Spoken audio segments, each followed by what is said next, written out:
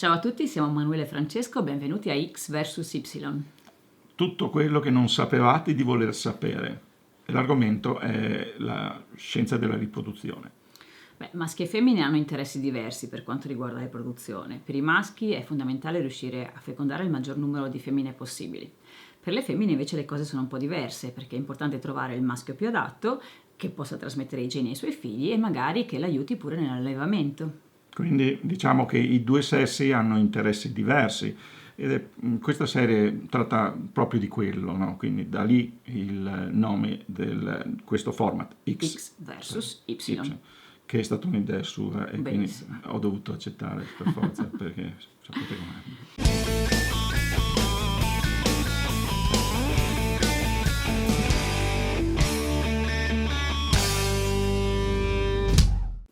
In questa prima puntata parliamo di corteggiamento, perché effettivamente se seguiamo le cose in ordine, il primo passo verso la riproduzione è sicuramente il corteggiamento, non pensi? Dipende, in realtà il primo passo verso la riproduzione potrebbe anche essere la doccia, dipende da dove cominci, Va bene, corteggiamente già va già. direi che il corteggiamento però va bene come prima puntata. Quindi possiamo chiederci perché si corteggia, perché gli animali corteggiano. È importante sicuramente per riconoscersi, per evitare appunto di accoppiamenti con specie che non sono la propria, è importante sapere chi è il tuo compagno.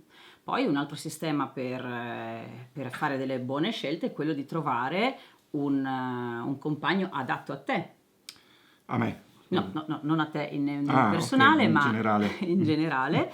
E poi ci sono altre strategie, altre scelte che vengono fatte principalmente dalle femmine, perché a dire il vero l'onere nel mondo animale del corteggiamento è principalmente per i maschi.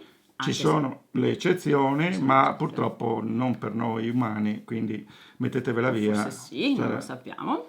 il corteggiamento è una delle, diciamo, la prima fase che poi porterà all'accoppiamento e alla riproduzione, che appunto è l'argomento di questa serie.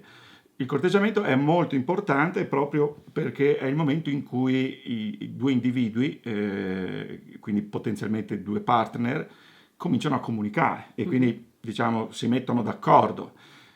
Nel mondo animale abbiamo visto ci sono una quantità, una diversità di strategie che riguardano il corteggiamento che è veramente sorprendente e oggi ve ne racconteremo qualcuna veramente interessante, no? Forse la più emblematica di tutte è quella del pavone, vero Francesco? È forse l'animale che rappresenta meglio alcune delle strategie che vengono utilizzate nel corteggiamento. Chiaro, il pavone è stato il simbolo del corteggiamento, perché come sapete bene il maschio ha questa grande coda con cui fa queste ruote per conquistare le femmine e di fatto si è proprio visto che le femmine scelgono quelli che hanno per esempio una coda più grande, che hanno più occhi finti sulla coda, che quindi sembrano più simmetrici, poi vedremo quanto importante sia la simmetria nella scelta. La strategia del pavone rientra nel cosiddetto principio dell'handicap.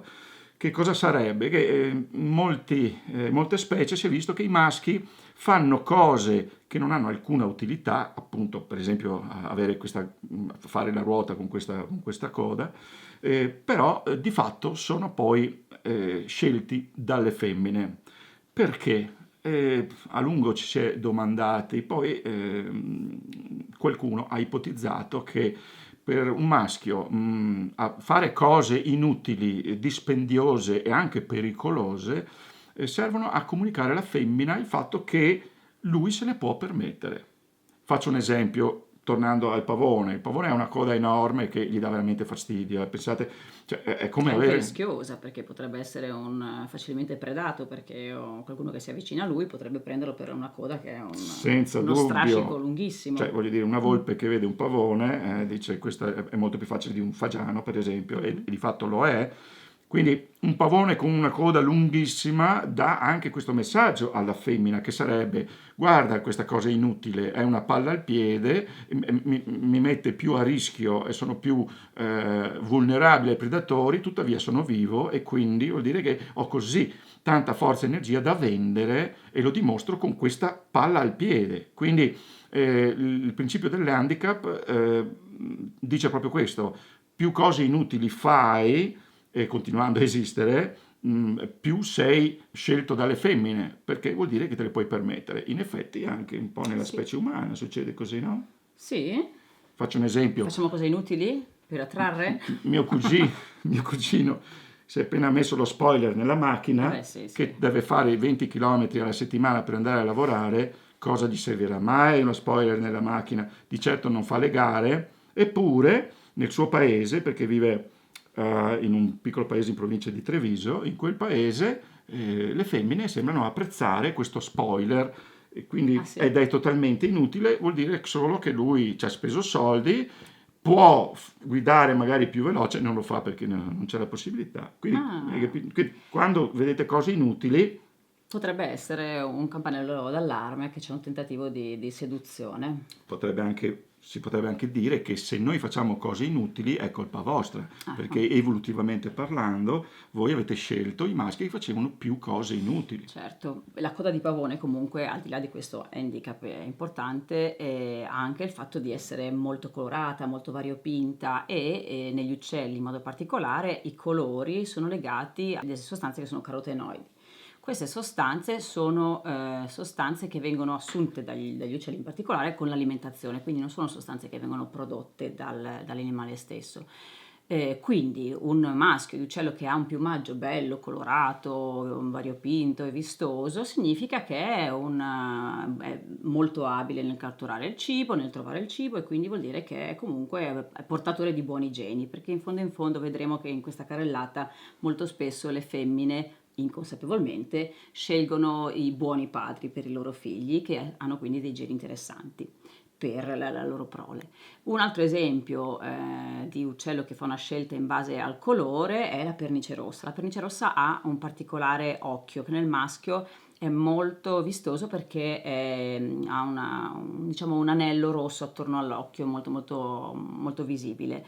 E le femmine quindi scelgono dallo sguardo e scelgono proprio il maschio che visivamente ha più contrasto di colore rosso rispetto al piumaggio. Soprattutto quando sanno di aver fatto un'ottima scelta, investono addirittura più tempo nell'accudimento della prole e producono anche a quanto pare più uova. Quindi è molto importante fare la scelta giusta anche in termini estetici in questi casi. La cosa interessante è che anche per noi uomini c'è qualcosa di simile, nel senso che diamo molto peso, anche se lo facciamo in questo caso inconsciamente, ai begli occhi, ma i begli occhi in questo caso non sono occhi di un colore particolare, quindi non importa se avete gli occhi azzurri oppure marroni, va bene lo stesso, l'importante è che risalti molto questo anello che abbiamo attorno all'iride, no? Che si chiama anello limbare. Questo anello limbare è un indice di un buono stato di salute, perché a quanto pare le persone che sono affette da alcune patologie hanno un anello limbare più sottile e soprattutto si riduce con l'età, quindi un bel anello limbare vuol dire che siamo giovani e che siamo in buona salute. Beh, scusa, se io però ho gli occhi così scuri, l'anello limbare non Si si vede un po' meno, vede, si vede un po' quindi meno. più chiari Forse, li hai. forse per quello ci piacciono un po' più con gli occhi chiari, perché magari risalta di più, ma non è detto che una persona con gli occhi chiari abbia comunque un anello limbare molto pronunciato. Ah, interessante. Quindi se volete essere più attraenti, non dovete truccarvi come al Truccarsi, solito, dovete colorare la parte interna la parte dell'iride interna è un po' la parte fastidiosa. esterna, no? Sì, Ok, sì, direi che non è non è fattibile. bello. Questi aspetti si possono trovare anche in altri gruppi di animali, per esempio nei rettili. Come vedete, ho ripreso in Costa Rica degli anolis, che sono dei piccoli sauri, delle lucertole, che vivono sugli alberi. I maschi proprio difendono il territorio e anche si fanno vedere dalle femmine allargando il sottogola, che è anche trasparente, mettendosi anche in controluce, e di solito appunto questo sottogola ha un colore vistoso, giallo o rosso, e anche questo in questo caso è qualcosa di assolutamente inutile, estetico e basta, come nel pavone, però in qualche modo è stato selezionato dalle femmine, perché poi alla fine se i pavoni con quel tipo di coda esistono, vuol dire che le femmine li scelgono. Questo complica un po' anche la vita chi cerca di interpretare forme e colori in natura, no? Perché uno dice ok, il pesce ha questa forma per nuotare, ok, la rana ha queste zampe per saltare, e poi ti trovi di fronte alla coda del pavone. Se tu non sapessi a cosa serve, dici, e questa cosa serve? Per farci ombra? Però possiamo dire che molta della bellezza che vediamo in natura è selezionata da noi femmine, quindi È vero, è potresti vero. ringraziarci, direi. No, a causa vostra dobbiamo andare in palestra e sembrare più... Sì, prestanti. Comunque un altro elemento interessante di bellezza è anche la simmetria, forse non appariscente come appunto le colorazioni, ma la simmetria, specialmente nei volti, è qualcosa che è un indice di buone capacità, buoni geni, buone capacità di sviluppo dell'embrione e poi quindi anche di trasmettere i propri geni alle generazioni future. Hanno fatto uno studio su dei macachi giapponesi e hanno modificato al computer delle foto di macachi femmina in modo da renderle altamente simmetriche, quindi hanno reso speculare il volto del macaco. E avevano notato che i maschi di macaco sottoposti a queste femmine prestavano più attenzione e stavano più a lungo a osservare i volti appunto altamente simmetrici rispetto a quelli meno simmetrici. E quindi vuol dire che è qualcosa che noi notiamo in un certo senso e lo notiamo anche noi umani. Anche qui sono stati fatti degli studi e hanno visto che generalmente sia uomini che donne preferiscono i volti dell'altro sesso che rispecchiano la simmetria il più possibile, e anche hanno notato che per esempio nei tradimenti accade molto spesso che chi tradisce tende a tradire con una persona altamente simmetrica nel volto. Interessante. E mi dicevi anche che durante alcuni periodi del ciclo umano, Tra l'altro è esatto, si è visto che le donne durante il periodo di ovulazione sono molto più attente a valutare la simmetria rispetto magari ad altre fasi del loro ciclo. quindi se siete asimmetrici non uscite con una donna durante la sua ovulazione, Attendete. giusto?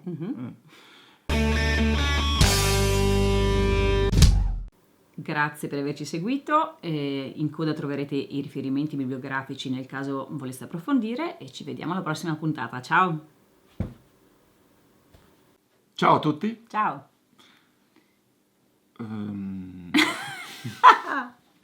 E Sì, cominciamo benissimo, poteva direi. andare. Stai tranquilla, poi tra poco ingraniamo Sì. e vedrai. Diciamo ornamenti non lo so perché ho cominciato così. Io ho guardato tutto il tempo. Ci chiediamo, "Oh, sono tristissima, non riesco a dire niente oggi." Neanche io, ma adesso vedrai che...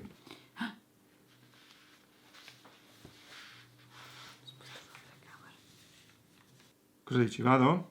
Vai. Chiedevo a Walter Ah, scusami.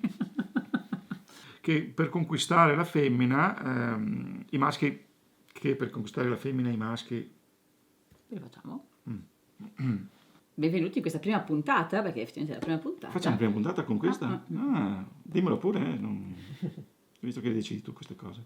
L'abbiamo deciso la scorsa volta. A cosa dici? Sì, l'abbiamo deciso la scorsa volta perché abbiamo detto. Che bello che sei, Che bello che sei. Abbiamo detto adesso dobbiamo fare la prima puntata. Su cosa possiamo farla? Sul corteggiamento. Vedi, già, ok. Ok. Ma dai, sei sicura che si chiami così? Sì,